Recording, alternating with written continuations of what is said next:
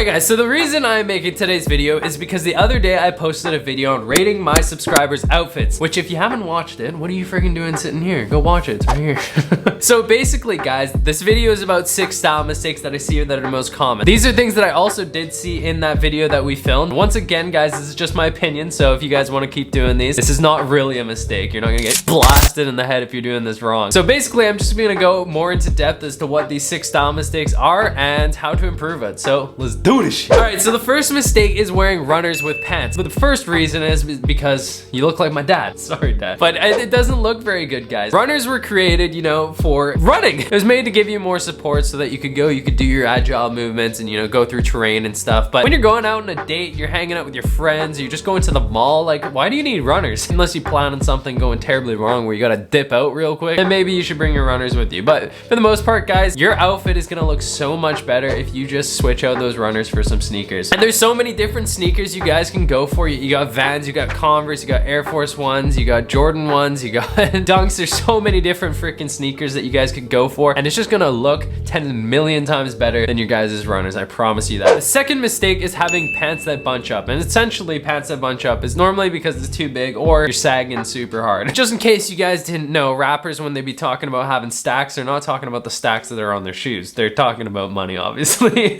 So guys, the perfect length for your pants, in my opinion, is just to have it smack dab in the middle of your ankle, guys. That just gives you the perfect length so that it can sit on top of your shoe and you're not gonna have that huge bunch, or you're not gonna have any folds. It's also at the right length too, that if you guys wanted to fold it and then expose your ankle, you can do so as well, guys. So I would say that that's really the best way to do it. You can either go to the tailors to get it done for like $5, get it hemmed, or you can just fold it up yourself, or you can just buy properly fitted pants. All right, the third style mistake is over branding, and a lot of people do this, guys. I'll go down to Vancouver and I see people who are wearing logos everywhere. Like every single garment they got on is freaking plastered with logos. To be honest, guys, I think that just makes you look tacky. I don't think it looks very expensive either, which is normally why people do that, is because they want to be like, hey, look at me, I've got like nice expensive clothes. But in reality, guys, it actually makes you look a lot more cheap. I think when it comes to branding, I think when you keep it nice and minimal, guys, you know, very subtle, I think that's when it looks the best. Choose your branding wisely, try to keep it minimal, guys. Less is more in this case. Number 4 is wearing colored socks, and we saw this in the video. The guy had a really nice outfit on, but then he had some colored socks. He had gray, yellow, and blue, I believe, that were the colors on his socks. And the problem is that it took my eye away from his nice outfit, and then I just looked at his socks. Like, you guys don't want your $3 socks distracting from the rest of your outfit. When you go out and you're wearing a nice outfit, you want people to compliment you on your outfit and not your socks. So the easiest way to avoid this, guys, is obviously just to go for neutral socks, go for white, go for black. That way it's gonna blend into your outfit, it's not gonna stand out, and then that way when you go out, people are gonna compliment your outfit and not your socks. The 5th mistake is wearing too much patterns, guys, and this is literally pretty much the same thing as wearing too much branding as well. You wanna use these pieces as statement pieces. You wanna throw on one. You don't need like 100 different patterns on. You don't need vertical lines and horizontal lines and then floral and then vertical lines. Like, it just doesn't look very good, guys. Keep it very minimal, you know, throw on one piece